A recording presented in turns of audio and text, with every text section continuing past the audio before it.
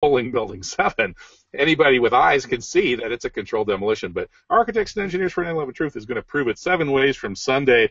They've got a team of crack structural engineers on the case, and pretty soon the engineering journals, the official ones, are all going to have to admit the truth about this.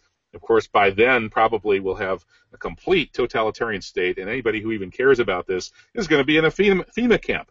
But still, you have to kind of admire the persistence of the architects and engineers.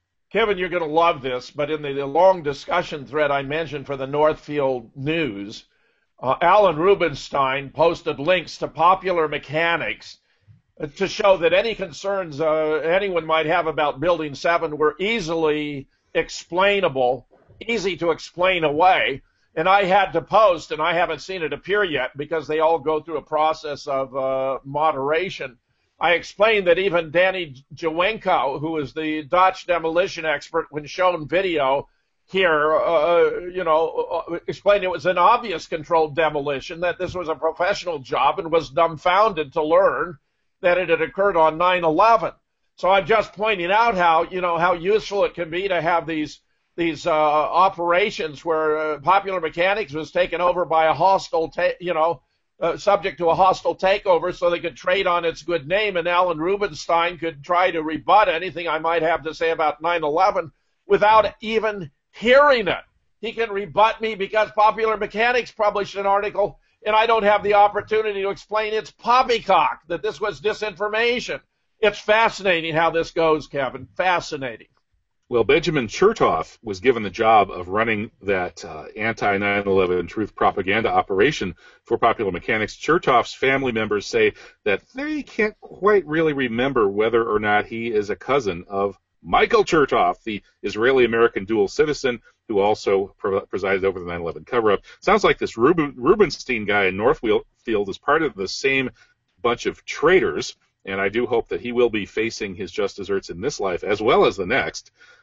Moving on to Super Bowl news, a 9/11 truther coach is about to perhaps win his second straight Super Bowl. That would be Pete Carroll of the Seattle Seahawks. Last year, Pete Carroll stunned the football world when it was revealed that he had grilled a Pentagon flack, Pete Chiarelli, who was talking to the Seahawks about military matters, and Pete Carroll bravely got in his face and called 9/11 all but an inside job, scoffed at the official version of what supposedly happened at the Pentagon.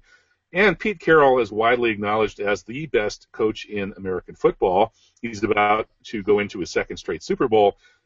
Hey, a 9/11 truther can do pretty well in the NFL. Maybe 9/11 truthers are not the incompetent weirdos that Rubenstein and the rest of the Mossad propaganda apparatus would like you to believe. Well, my admiration for Pete Carroll knows no bounds. I'm a huge fan of the Seahawks, especially because their quarterback, Russell Wilson, quarterbacked Wisconsin to a victory in the Rose Bowl. I mean, he's a terrific player. I want to see the Seahawks prevail over the Patriots, who have a history of dirty dealing, most recently revealed in Deflategate. But when you get into it, there's a whole long legacy of cheating on behalf of the New England Patriots, so that, it will be just if the Seahawks prevail. Pete Carroll didn't want to pursue the 9/11 question on the eve of the Super Bowl because it's such a major distraction, but he's an admirable guy.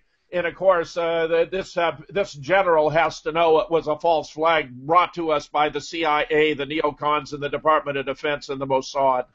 And speaking of false flags in the Super Bowl, a lot of folks are concerned because Phoenix, which is where they're having the Super Bowl, is high on the list of likely sites for a big false flag.